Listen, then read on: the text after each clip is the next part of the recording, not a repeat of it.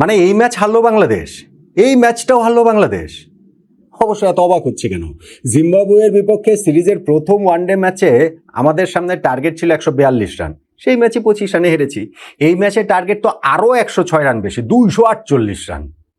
সেই ম্যাচে বাংলাদেশ যে হারবে ওইটা তো প্রথম ম্যাচের ধারাবাহিকতায় বলে দেয় যে আমরা শেষ পর্যন্ত গিয়ে 13 রানে ম্যাচটা হেরেছি। সিরিজ আমরা হেরে গেছি প্রথম 2 ওয়ানডে হেরে।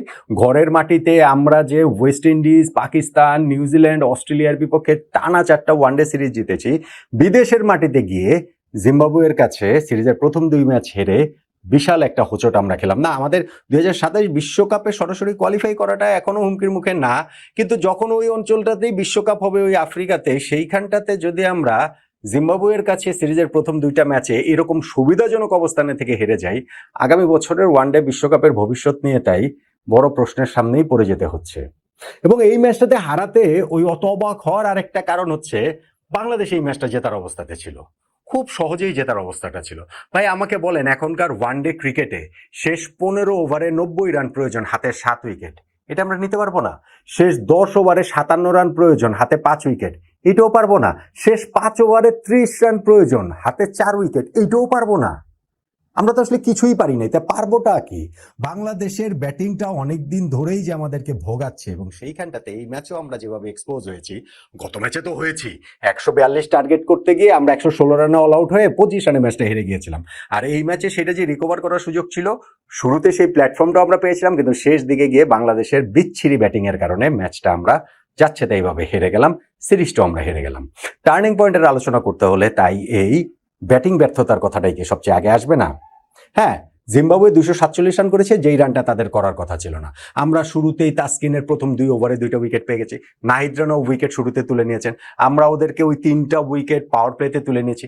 একটা পার্টনারশিপ করার চেষ্টা করেছে, সেই পার্টনারশিপ মিরাজ ব্রেক করেছে, 66 রানে 4 উইকেট। তারপরে আরও একটা পার্টনারশিপ জিম্বাবুয়ে করার চেষ্টা করেছে 68 রানের, সেই পার্টনারশিপও মিরাজ ব্রেক করেছে, সিকান্দার রাজাকে আউট করেছে। কিন্তু এক সাইডে যে ওই যে বেন কারেন ছিলেন, তিনি পুরো ইনিংসটাকেই জিম্বাবুয়ের এক সুতায় গেঁথে রাখছিলেন।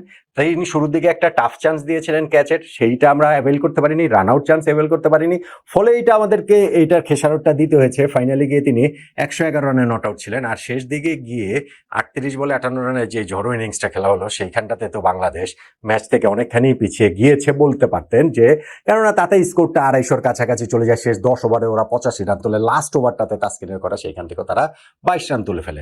তারপরেও আমাকে বলেন 248 টার্গেট চেজ ডাউন তো করা অবশ্যই উচিত। আর প্রথম ম্যাচের মতো উইকেটও অত ট্রিকে ছিল না, বরং এই আজকের ম্যাচটাতে আমরা শুরুতে স্টার্ট ভালো পাইনি, সৌম্য শুরুতে আউট হয়ে গেছে, শান্ত শুরুতে আউট হয়ে গেছে, কিন্তু তারপরেও তো সেই একটা তানজিদ তামিম ও তাওহিদ হৃদয়ের পার্টনারশিপে আমরা মোটামুটি সামলে উঠছিলাম।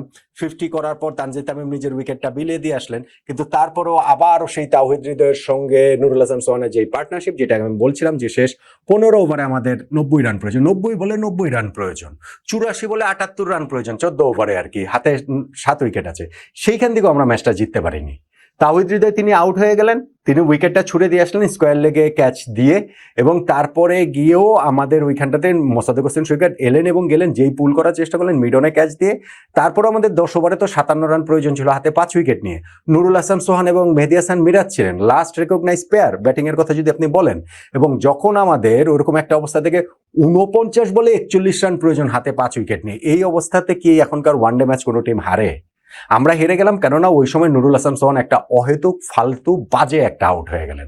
ওই ওভারটা থেকে 2টা বাউন্ডারি সহ 12 রান চলে এসেছিল, কিন্তু ওভারের লাস্ট বলটা তিনি ওই পুল করার চেষ্টায় ফাইন লেগে ক্যাচ দিয়ে আউট হয়ে গেলেন, এবং বাংলাদেশ ওইখান থেকে আমাদের একটা ধসের শুরু হয়ে গেল। সোহান সেট ব্যাটসম্যান ছিলেন, 41 বলে 38 করে আউট হয়েছিলেন, এরপরে ছিলেন শুধুমাত্র মেহেদী হাসান মিরাজ। তারপরেও তো আমি বললাম রে ভাই, শেষ 30 বলে 30 রান প্রয়োজন ছিল, হাতে 4 উইকেট।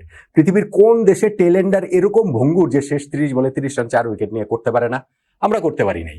ওই সময় হচ্ছে রিশাদ আউট হয়েছেন, তাসকিন আউট হয়েছেন, শরীফুল আউট হয়েছেন, এবং আউট হওয়ার আগে ওই যে লাইট টাইট নিয়ে খেলা যেন বন্ধ হয়ে যায়, সেই জন্য যেই নাটক টাটক করা হচ্ছিল, একবার ইনজুরির ভান করছে, এই করছে সে করছে, এগুলো করে ব্যাটসম্যানদের কনসেন্ট্রেশন ব্রেক হয়। ভাই জিম্বাবুয়ের মতো দলের বিপক্ষে যদি শেষ 5 ওভারে 30 রান করার কনফিডেন্স আমাদের না থাকে, আমাদের যদি মনে হয় যে অন্ধকার যদি আরেকটু হয়ে আসে, খেলা যদি কল্ড অফ হয়, তাহলে আমরা এগিয়ে থাকার কারণে এই ম্যাচটা জিতে যাব, তাহলে আসলে বাংলাদেশ জয়টা ডিজার্ভ করে না।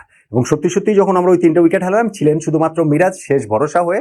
তার শেষ মানে প্রয়োজন ছিল আমাদের 12 বলে 14 রান। মিরাজ যেহেতু স্ট্রাইকে ছিলেন, আসার জায়গাটা ছিল। আর আজকে যদি মিরাজ খুব ভালো বোলিংই করেছেন, বাংলাদেশের বেস্ট বোলারও তিনি ছিলেন, 2টা খুব গুরুত্বপূর্ণ উইকেট নিয়েছেন। ফলে আজকের ম্যাচটা মিরাজের নিজের করে নেওয়ার খুবই সুযোগ ছিল, কিন্তু ওই বলটাতে পুল করতে গিয়ে তিনি স্কোয়ার লেগ ফিল্ডারকে ক্যাচ দিয়ে আউট হয়ে গেলেন। বাংলাদেশ 13 রানে ম্যাচটা হেরে গেল। বাংলাদেশ ঘরের মাটিতে, আমি বলছিলাম ব্যাক টু ব্যাক এতগুলো সিরিজ জয়ের যে কনফিডেন্স ছিল, অ্যাওয়েতে গিয়ে এই সিরিজটার প্রথম 2টা ম্যাচ হারাতে সেটা একটা বিরাট বড় ধাক্কা খেলো, অনেক বড় হোঁচট খেলো, এবং 2027 বিশ্বকাপ পরিকল্পনার পথেও এটা একটা কাটা বিছিয়ে রাখলো আমি বলবো। এবং এই ম্যাচটা পরাজয়ের পেছনে অবশ্যই বেন কারেনের ওই ইনিংসটার তো গুরুত্ব আছে, শুরুতে তার ক্যাচ ফেলার গুরুত্ব আছে, লাস্ট 10 ওভারে 85 রান কনসিড করার গুরুত্ব আছে, লাস্ট ওভারটাতে 22 রান কনসিড করার গুরুত্ব আছে। কিন্তু আমি স্টিল মনে করি ব্যাটসম্যানদের এই ম্যাচ জেতানো উচিত ছিল। স্টিল আমি মনে করি তাওহিদ হৃদয়ের ম্যাচ ফিনিশ করা উচিত ছিল, তিনি ব্যর্থ হয়েছেন। নুরুল হাসান সোহানের থাকা উচিত ছিল, তিনি ব্যর্থ হয়েছেন। ওই জায়গাগুলোতে আমরা একের পর এক উইকেট হারিয়ে ফাইনালে গিয়ে ম্যাচটা হেরেছি। এবং আমি বলবো যে আসলে টার্নিং পয়েন্ট যদি বলতে হয় তাহলে নুরুল হাসান সোহানের উইকেটটা। কেননা ওই সময় ম্যাচটা আবারও আমরা আমাদের নিজেদের গ্রিপে নিয়ে আসছিলাম। 10 ওভারে 57 রান প্রয়োজন, কিংবা ওই মোমেন্টটাতেও পার্টিকুলার আমাদের 49 বলে প্রয়োজন ছিল 41 রান, হাতে ছিল তখনও 5 উইকেট। এবং তখন ওই ওভারটা থেকে 12 রান চলে আসা সত্ত্বেও নুরুল হাসান সোহান যেভাবে ফাইনালে ক্যাচ দিয়ে আউট হয়ে গেলেন, ওইটাই ফাইনালে গিয়ে আমাদের ম্যাচে পরাজয়ের সবচেয়ে বড় কারণ বা টার্নিং পয়েন্ট বলে আমার কাছে মনে হচ্ছে।